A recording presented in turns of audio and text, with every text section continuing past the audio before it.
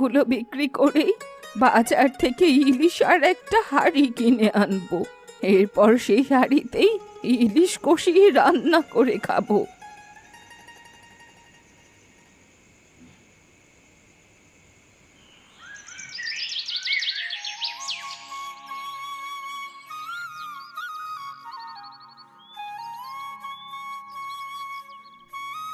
এই তো বাগানের সব টমেটো ছেঁড়া শেষ।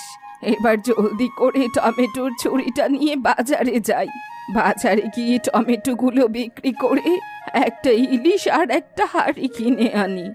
আজ মাটির হাঁড়িতেই ইলিশ মাছ রান্না করব।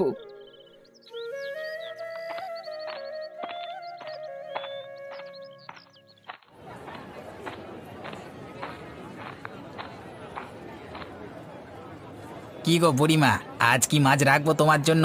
রুই না কাতলা, বলো কোনটা দেবো? না রে কানাই, এইসব রুই কাতলা মাছ খেতে খেতে মুখটা একেবারে তেতো হয়ে গেছে। এইসব মাছ আমি আর খাবো না। তুই আমার জন্যে বড় দেখে একটা ইলিশ মাছ রাখবি। ভাবছি আজ ইলিশ মাছ খেয়ে মুখের স্বাদটা বাড়াবো, বুঝলি? আমি টমেটোগুলো বিক্রি করে আসছি। যাওয়ার পথে তোর কাছ থেকে বড় একটা ইলিশ মাছ কিনে নিয়ে যাব, কেমন? আচ্ছা ঠিক আছে বুড়িমা, তুমি কোনো চিন্তা করো না, তোমার জন্য আমি বড় দেখে একটা ইলিশ মাছ রেখে দিচ্ছি, কেমন? হ্যাঁ হ্যাঁ, তাই যেন হয়। পরে বড় ইলিশ না পেলে কিন্তু আমি আবার নেব না। এবার আমি তাহলে যাই, টমেটোগুলো বিক্রি করে আসি।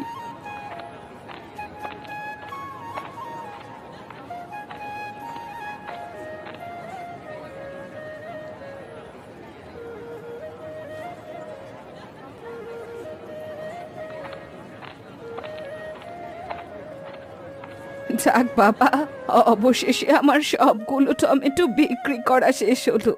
এবার কি একটা মাটির হাঁড়ি কিনে আনি। মাটির হাঁড়িতে ইলিশ রান্না করলে যে বেশ মজা লাগবে।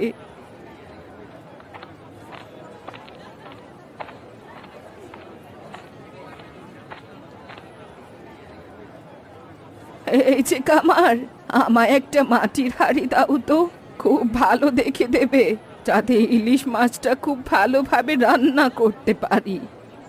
ইলিশ মাছ রান্না করবে বুড়িমা? তাহলে মাটির হাঁড়ি কেন নেবে? মাটির ভাঁড় নিয়ে যাও। ইলিশ মাছ রান্না করবার জন্য মাটির ভাঁড় বেশি ভালো।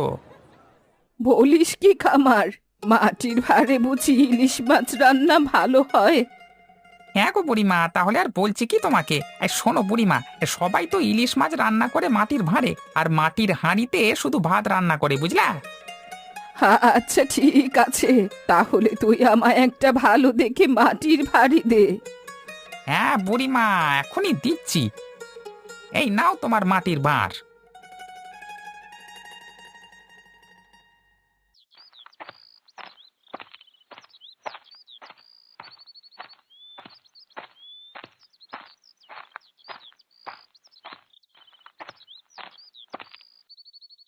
আরে ও বুড়িমা, দাঁড়াও দাঁড়াও, হাতে ইলিশ মাছ আর মাটির ভার নিয়ে কোত্থেকে ফিরলে গো? আর বলিস না রে, আজ ইলিশ মাছ রান্না করব, তাই বাজার থেকে ইলিশ মাছ আর মাটির ভাঁড় কিনে নিয়ে আসলাম। বলো কি বুড়িমা, তুমি মাটির ভাঁড়ে ইলিশ মাছ রান্না করবে? এটা তো অনেক আগেকার মানুষের একটা জনপ্রিয় খাবার। এই গ্রামের কেউ তো এখন এরকম করে রান্না করে না বললেই চলে।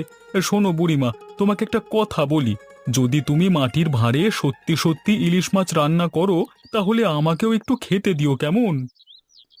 আচ্ছা ঠিক আছে, তুই তাহলে আমার বাড়ি আসিস, তোকেও কিছুটা খেতে দেব। এবার আমি আসি তবে, আমার অনেক তাড়া, বুঝলি? ঠিক আছে বুড়িমা, যাও। আমি কিন্তু সময় মতো মাটির ভাঁড়ের ইলিশ মাছ খেতে তোমার বাড়িতে চলে আসবো, কেমন? আচ্ছা আসিস, কোনো সমস্যা নেই।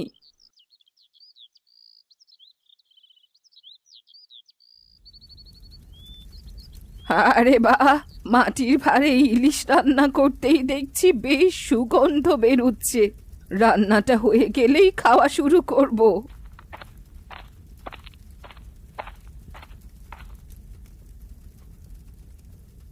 আরে ও বুড়িমা, তুমি আজ কি রান্না করছো গো? তোমার হাতের রান্নার ঘ্রাণে একেবারে পুরো গ্রাম ভরে গেছে গো।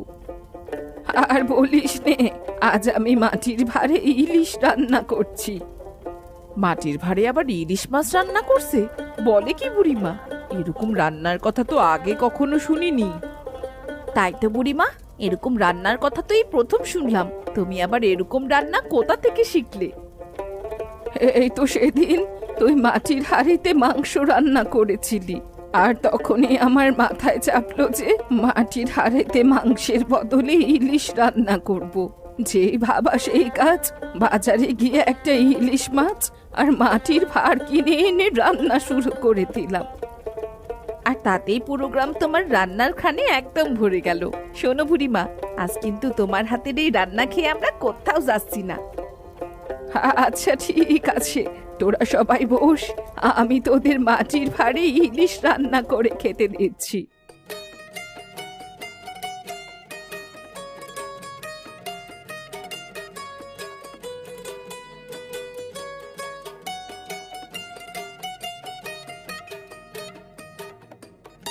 বাহ বুড়িমা, তোমার হাতের রান্নার তুলনা হয় না গো। এই প্রথম মাটির ভাঁড়ে ইলিশ রান্না খেলাম। আহ, খেতে কি স্বাদ! সবসময় মাটির হাঁড়িতে মাংস রান্না খেয়েছি, কিন্তু কখনো মাটির হাঁড়িতে ইলিশ মাছ রান্না খাইনি। ওরে, তোদের মতো আমিও প্রথম মাটির ভাঁড়ে ইলিশ রান্না খাচ্ছি রে।